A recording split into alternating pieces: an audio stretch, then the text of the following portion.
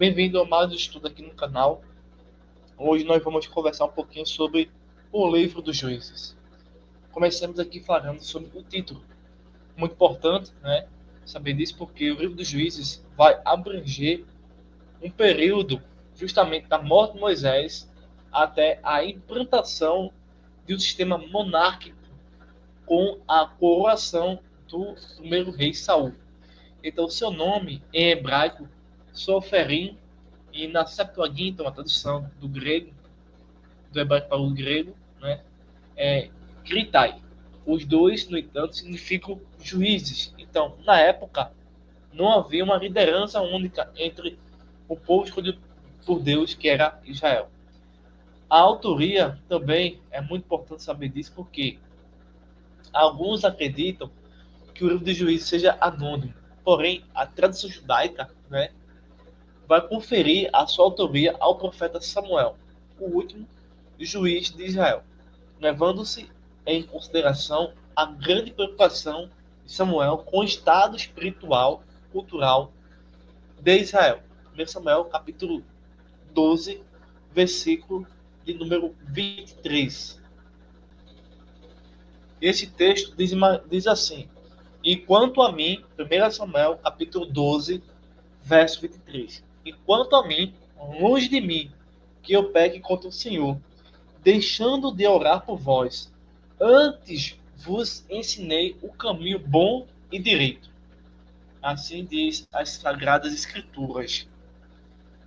Então, provavelmente tenha sido ele realmente que escreveu o livro de Juízes, certo? Não há dúvida quanto a isso. O conteúdo vai relatar o governo de 13 juízes sobre Israel. Então, os israelitas, os judeus, né, os hebreus e tudo mais, povo escolhido por Deus, nação eleita, sempre desobedeciam a Deus e caíam nas mãos de países opressores. Estes juízes foram constituídos por Deus para livrar o povo da opressão.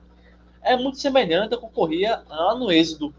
Bastava Moisés sair um pouquinho de cena que o povo construía um animal e começava a adorar, construía uma estátua, começava a prestar culto. Né? Bastava o profeta e a mensagem, né, do Senhor se afastar um pouquinho do povo, para o povo ficar perdido, né? Então, foi também necessário os juízes, né, esses 13.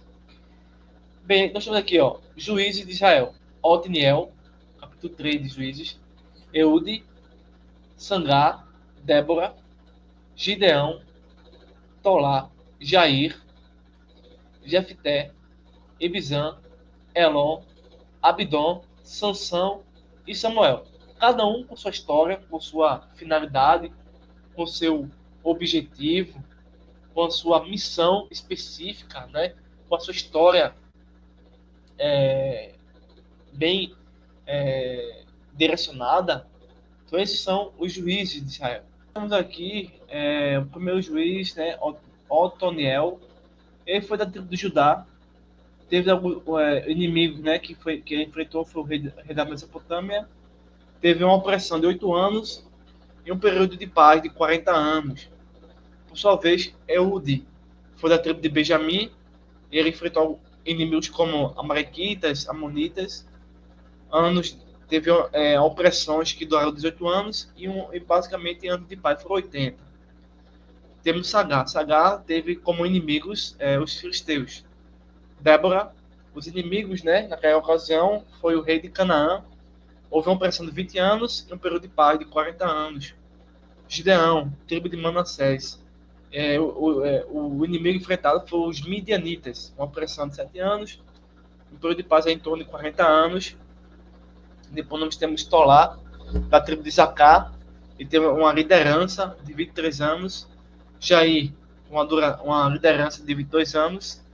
Jefté, tribo de Manassés, e vai enfrentar inimigos como os Amonitas. Teve uma opressão de 18 anos e uma liderança de 6 anos. Ibizan, liderança de 7 anos. Elon, da tribo de Zebulon, uma liderança de 10 anos. Abidom, liderança de 8 anos. Depois nós temos Sansão, da tribo de Dan.